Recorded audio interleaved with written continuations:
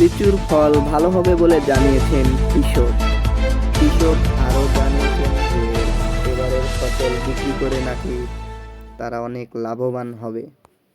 কৃষকের বক্তব্য যে গত বছর লিচুর যে মূল এসেছিল তার এইবারে দ্বিগুণ মূল এসেছে।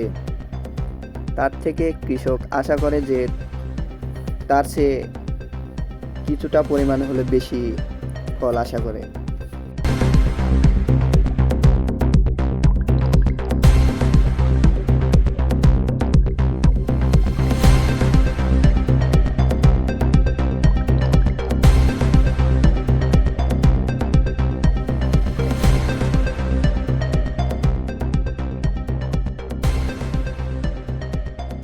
তো এই ছিল আজকের লিচু বাগানের খবর। তো এরকম নতুন নতুন খবর পেতে